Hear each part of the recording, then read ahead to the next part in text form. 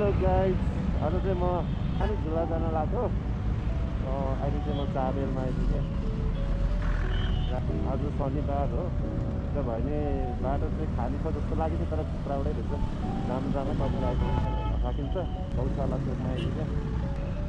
त्यो लोकेसन चाहिँ सर्टमा सर्ट भ्लगमा हालिदिन्छु, तपाईँहरू पनि जान सक्नुहुन्छ।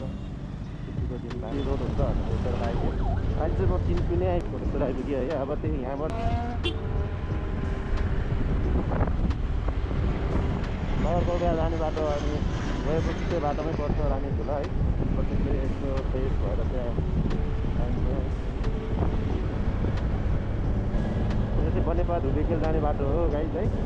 ल गाइज है, नगरकोट जाने बाटो लेफ्ट साइडतिर लाग्छौँ। नगरकोट रानी झुला जाने पनि यतै हो है। राइट टर्न गर्नुपर्छ है। नगरकोट जाने बाटो चाहिँ दुईवटा छ, एउटा तलबाट जान्छ एउटा माथिबाट। लेफ्टतिर माथिबाट हो।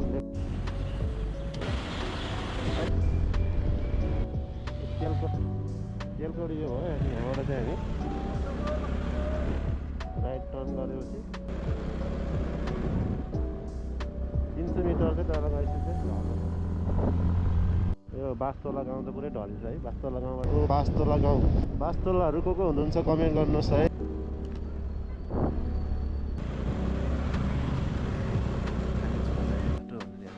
देखाएको छ लगाइले माथि चाहिँ बाइकहरू हामी पार्किङ गरेर चाहिँ यहाँबाट चाहिँ थोरै तल झर्नुपर्छ।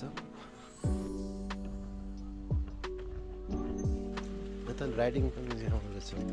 यता फाइनली आइपुगेछ। यति क्राउड छ आज, धेरै प्याक छ आज। मान्छे धेरै हुँदैन होला है, शनिबार मात्रै तिमी सधैँ यहीँ बस्छ। धेरै हाइटमा छ यो त, धेरै हाइटमा छ।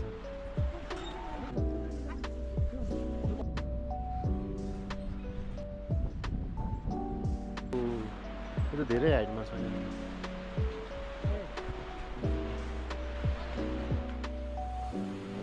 धेरै हेलो नमस्ते।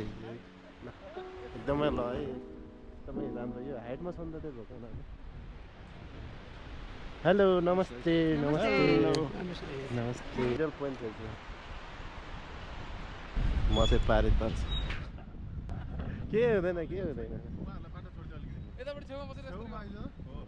सब्सक्राइबर नि छैन।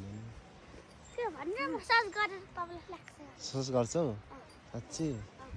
मेरो युट्युबमा गोपाल गुरुङ भ्लग छ है।